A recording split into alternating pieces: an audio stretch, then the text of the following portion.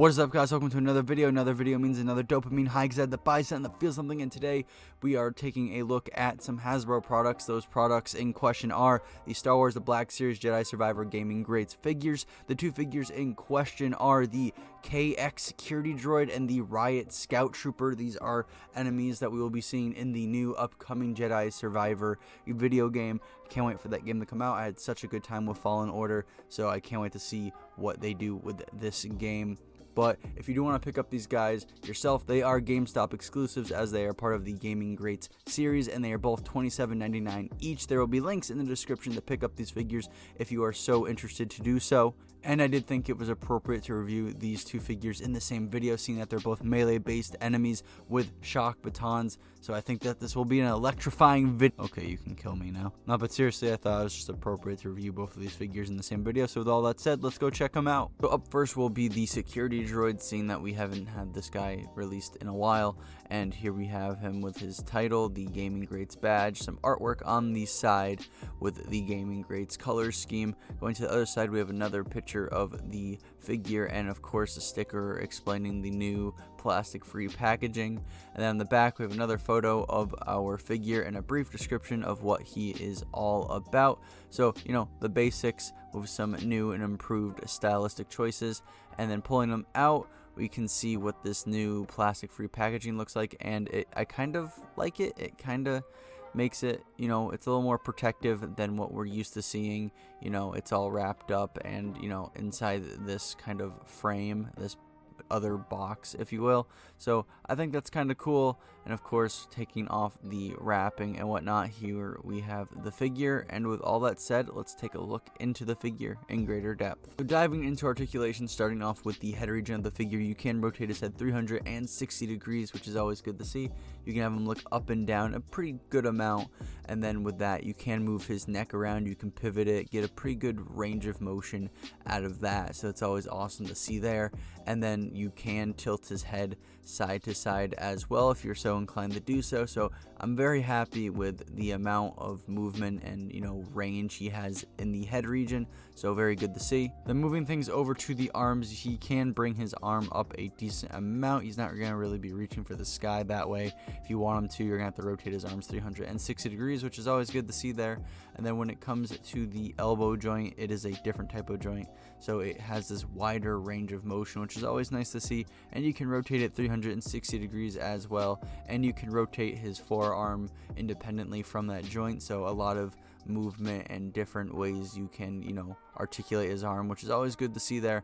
And then of course you can rotate the hand 360 degrees and bend it however you please, so awesome to see that there as well. So overall, very happy with the range of motion in the arm area of this figure. So when it comes to torso articulation for this figure, I wouldn't call it a crunch, but you can have him lean back and forth a okay amount, I would say.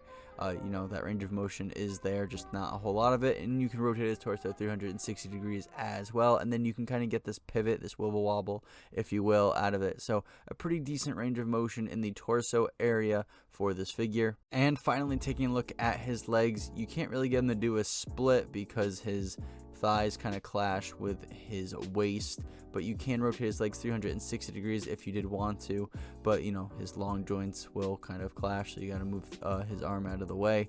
And then when it comes to the knee, you can rotate his knee a really decent amount. You can get him to do a back kick due to how long his legs are, but because it has that different kind of joint in the knee, the range of motion there is really good. And you can of course rotate it 360 degrees and rotate the calf independently from the knee joint. And then when it comes to the ankle joint, you can bring it up and down a very decent amount, and you can't really rotate it, but you can pivot the feet side to side with a different joint in the foot.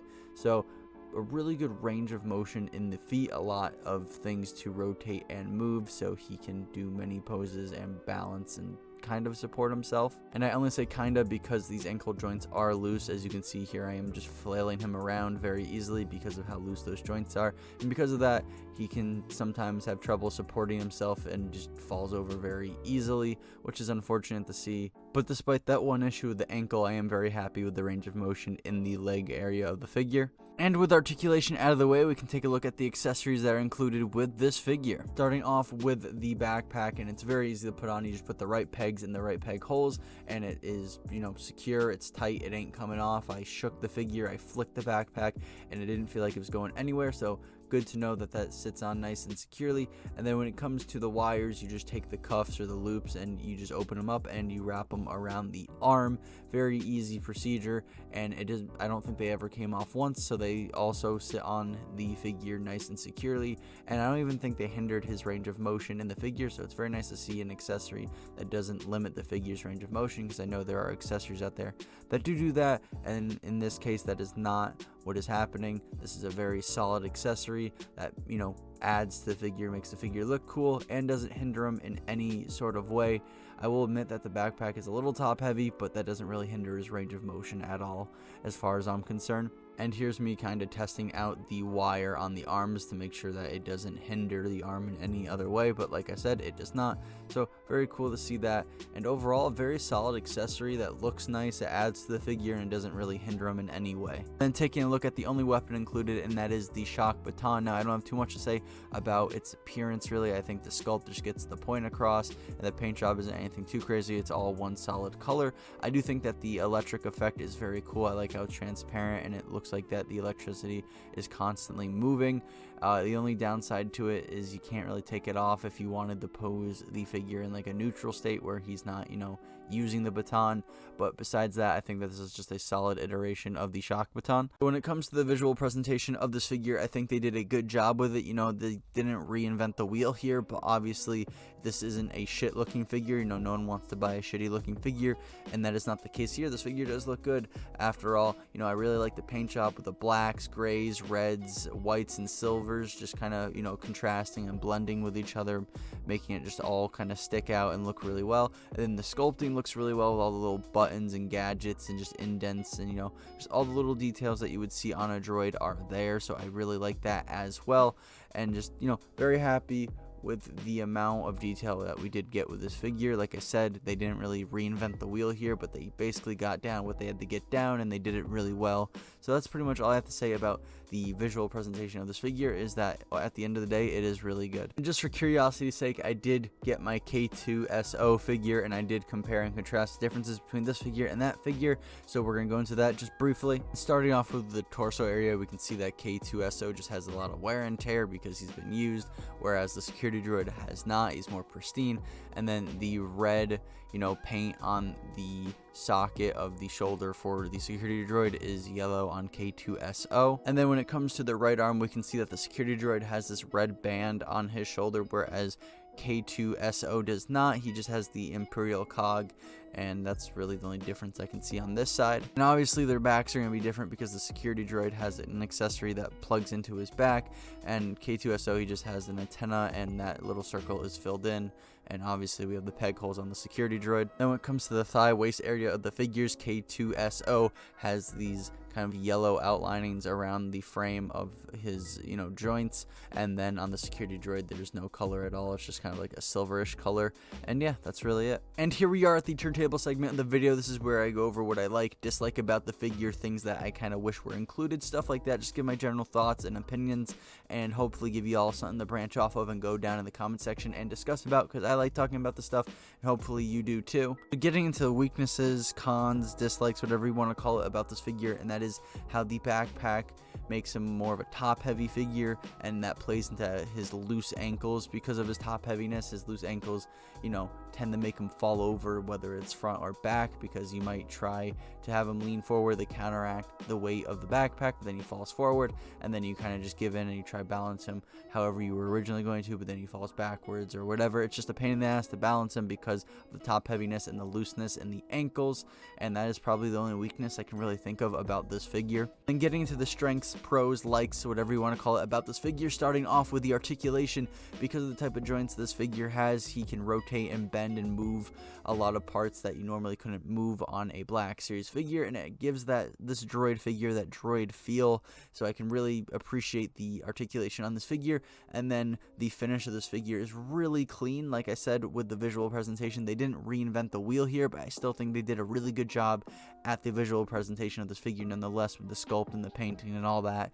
And the last thing I really do like about this figure is that it does not let the wires hinder its range of motion in the arms. The wires don't feel like they're limiting or halting him from moving anything. They're just there, and you know, they look good and they don't affect how he moves at all. I know there are accessories out there that do hinder figures' range of motion. Pauldrons is being a really good example for some of the clone troopers and whatnot.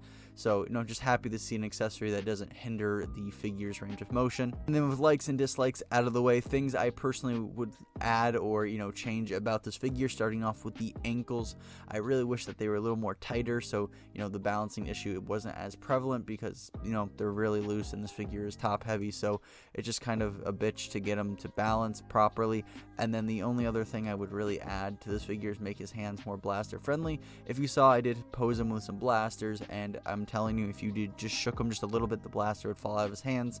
I just kind of wish that this droid was a little more blaster friendly when it came to the hands, and after that, that's all I would really change / add to the figure. And yeah, that's pretty much all I have to say about this figure. If you have this figure already, do you like or dislike this figure? Comment down below, let me know. I like talking about this stuff, so let's create a discussion down below. And with all that said, we can move on to the next figure. And here we have the Riot Scout Trooper, and he is using the original boxing, so we do get to see him and everything that is included through the box rather than having to open up and then check on everything.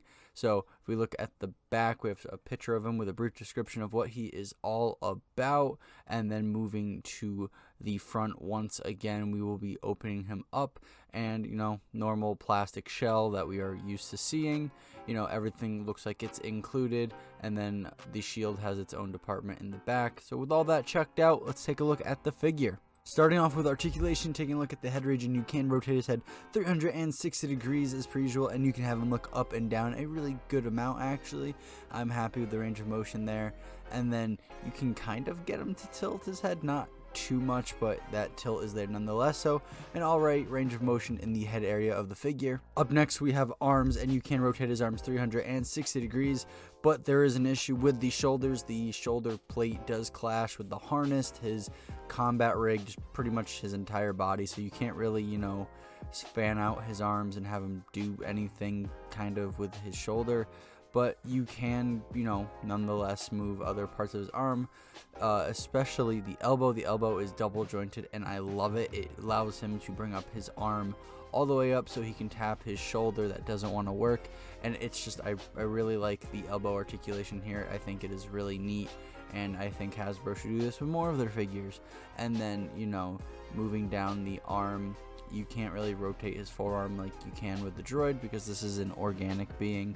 And then the hand, you can rotate 360 degrees and bend however you please. So overall, despite the shoulders, I'm fine with the range of motion in the arms. Just that shoulder part is killing me, honestly. And moving down to the torso, there is no torso articulation, and it breaks my heart. And it's because of the harness, which is also unfortunate, because I think the harness makes the Scout Trooper look even more cool. And, well, unfortunately, because of this harness, his torso articulation is pretty much non-existent. And finally, taking a look at the legs, you can't really get him to do a split because his waist rig gets in the way, and you can't even rotate his legs 360 degrees because of the waist rig as well. Very close, but not quite there. But there is a solution. At the upper thigh, you can rotate that part of the leg 360 degrees, so, you know, they kind of compensate for the waist rig getting in the way. And then the knees, just like the elbows, are double jointed, and I love it. It allows him to do a full butt kick. The wider range of motion is always appreciated, and I just love seeing it. So awesome to see that there. And the feet, you can rotate 360 degrees and bend however you please for balancing and posing and stuff like that. So awesome to see that there. And yeah, overall, despite, you know, the waist rig kind of getting in the way, this is actually pretty good leg articulation on the figure, so I'm very happy to see it. And despite the limitations in the torso and the shoulders, I'm very happy with the articulation overall on this figure. And then getting into weapons and accessories, starting off with the one that we've already seen, which is the shock baton. It's the same exact shock baton that comes with the Security Droid mold and all, so nothing really to cover here. but yeah, shock baton. Then getting into the accessory that makes it different from its previous release, and that is the Riot Shield. Now, the Riot Shield's execution visually looks pretty good. You can see that there's some wear and tear on the front. I like the whole gray and white dynamic fitting in with the Imperial color scheme, and then they have this yellow transparent window that you can have your figure look through, and then there's the handle on the clip on the other side, so your figure can securely hold on to the shield. And getting your figure to hold the shield is not hard at all. You simply slide the handle into his hand and then put the loop around his forearm, and once you have that all nice and secure, the shield is going nowheres. I can say with full confidence that the shield securely stays on. I shook it, I flicked it, and nothing happened. I was very happy to feel how secure the shield was, because you don't want your Riot Scout Trooper dropping his Riot Shield. So yeah, very happy with how secure the shield stays on the figure. And one last thing that I thought was really strange is there is the holster on his leg like every Scout Trooper has, but no pistol is included. I mean, if you have a spare one, you can put one there, but there is no blaster pistol included for this Scout Trooper. And I just thought that was really weird. I think they should have, but they didn't. And with accessories and weapons out of the way, going over to the visual presentation of this figure, just like with the Security Droid, I don't think they reinvented the wheel here, but again, they did a really good job with the sculpting and the paint job. You can see with the paint job all the little different colors that they used on the harness, the wire, the helmet with all the different, uses of black and gray and silver. Just, I think they did a really good job of that. And the sculpt, you can see on the harness all the different indents in the fabric, and even on his undersuit you can see the folds and wrinkles in the fabric as well. And of course there's the indents on the armor and whatnot. I just think they did a really good job with the paint and sculpt. By no means do they reinvent the wheel here. It's just a Hasbro Star Wars The Black Series figure that looks really good. And with all that said, let's compare this guy briefly to the previous release. And really, these are the same exact figures. The only difference I can find between them was that their wires were different colors. On the previous release it was more orange, where on the new one it is more vibrantly red, which I actually prefer more. So yeah, the only differences between these two is the color of the wire they have. Here we are at the turntable segment of the video for the Scout Trooper. This is where I go over what I like, dislike, stuff like that, pros, cons, weaknesses, strengths, whatever you want to call it. And getting into the weaknesses, cons, dislikes first, just to get that sour stuff out of the way. Starting off with the shoulders clashing with the harness and pretty much the rest of his body. It kind of sucks to see that, because that just limits a huge portion of the arm, and kind of takes away some of the possibilities for poses and playability and stuff like that. So it just sucks to see that. And then another thing that comes to mind is the torso being unable to move. This is a melee based enemy. You think he'd be agile, moving all around, but because his torso can't move, kind of takes away some of that value, takes away some of the playability that this figure could offer. And the last issue I can think of off the top of my head is the figure not coming with the iconic blaster pistol that they have on their legs. It's weird because the holster's there, but like I said earlier, there's no blaster pistol included. So I feel like that takes away some of the value of this Scout Trooper figure, because they're known for having that pistol on them at all times, and this figure not having it just kind of feels wrong. And getting into the pros, strengths, likes, whatever you want to call it about this figure, the range of motion due to the knees and elbows being double jointed is phenomenal. I really like to see that in a figure, and I really hope that Hasbro adds this to more figures, because just the posability and just maneuverability of these figures is phenomenal when they have that, and I just really like to see it. And then the only other thing I can think of is how the shield attaches itself easily and stays on comfortably and securely. I really like to see a accessory that just kind of stays on, doesn't really become an issue, and just kind of plays its role with the figure. And that is the case here with the shield with the Riot Scout Trooper. It stays on, it doesn't feel like it's coming off anytime soon, and I love to see it. And then with the likes and dislikes out of the way, going over to what I would add / fix or improve upon this figure. Starting off with the harness, I would try and find a way to make the harness still look good on the figure while not compromising the figure's torso articulation, and I think a lot of us could agree that would be something phenomenal to see. And then going to the shoulders and having them so they don't clash with the harness or the rest of his body, so they don't limit the range of motion there, whether it's reducing the plating there or what. It's just something to allow the figure to have a wider range of motion. The shoulders would be awesome to see. And the last thing I can think of off the top of my head is having that blaster pistol included. I feel like it would bring up the value of the figure, and you know, it's just something that you always see with a Scout Trooper. It's an iconic accessory with the Scout Troopers, and I don't know why they took it away with this release. So yeah, that is pretty much the review of both of these figures. But before we end things and wrap things up with final statements and whatnot, I want to do some size comparisons to put these boys in scale. Starting off with NECA's Xenomorph Warrior, NECA's Jungle Hunter Predator. Then we have Jazzwares Halo the Spartan Collection Spartan Gunganeer, Jazzwares World of Halo Halo Infinite Master Chief. Then we have McFarlane's The Doomslayer. And finally, we have the Security Droid next to some other droids that we see throughout the Black series. Alright, so my final statement on both of these figures, I think the Security Droid has solid articulation, solid finish on the visuals. I really like the accessories included. The only issues I have are with balancing. Then looking at the Riot Scout Trooper, I think the visual presentation of the figure is solid as well. I think the accessories are also really good as well. He has a few issues when it comes to articulation, when it's specifically the shoulders and torso, but overall these are both decent figures. I think they look really good, and I do recommend picking them up, especially with the Scout Trooper, if you haven't gotten the previous release. This guy, he comes with a riot shield, so you know, you get more out of this figure than you did with that figure, because let's be real, this was just a quick cash grab to make money off of that mold of the Scout Trooper.